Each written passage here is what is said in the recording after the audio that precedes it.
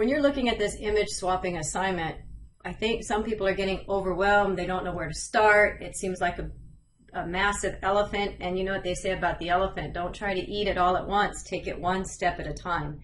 And so I want to offer you some ideas, and that is build small pieces, get the small piece working, and then add on to the next piece.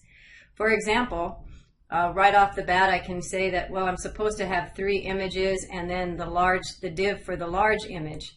Okay, so I can at least lay it out so I have a visual concept of what my goal is. And then it says, well, I'm supposed to be able to click on an image and then change the source to the big image. So let's just do something simple to make that happen. I know I need to do an on click, not on play.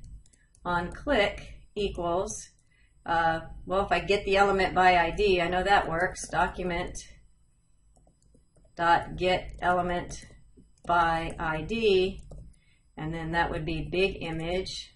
It needs to be single quotes there. Big image. And then once I do that, dot source equals the one I'm sitting on, right? Image 1.jpg, something along those lines.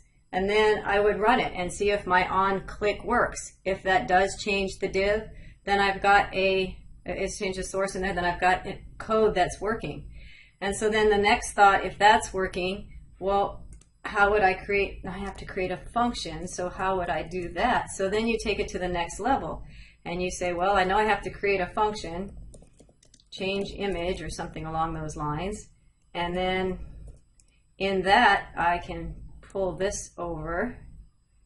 Okay, so I know that code's working, so if I copy that and put it here, oops, oh, what happened there? What on earth? Oh, I didn't finish it, I guess.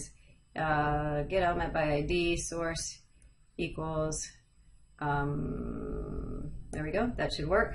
Okay, so now when I on click, I can call that function, and then let me run that and see if that works. And if it does work, then I can just keep piecing one next step on at a time. So that's how I would recommend you build this. You might need to, okay, now I've got that function working. Now I have to figure out, what do I need to send this function as a parameter, which is whatever var image. What do I need to send in this function so that I know var image, so I know that this is the image that clicked. Well, what do I know about this image? I know its source. I could also know its alt. I could send it its alt property. And you know how to look up the alt property. We looked at that in W3 Schools. Maybe I have an ID. ID is image 1. So I could send it image 1. You know, there's all kinds of things you could send here. But maybe I could send .alt or look up how that gets sent. So that's not right. Alt 1, maybe I'd send it as a, there we go. And then I could get that information here and put it, there's all kinds of things you can do, but the point is that if I just take it one baby step at a time and get that working, then I don't have such an overwhelming concept. So once I get that working, then all I need to do is figure out how to add an array. So I build my array. Oops, that's not what I meant to do. So I could build my array of images, and then that could be equal to, what's the source of image? Let's see, image 1.jpg,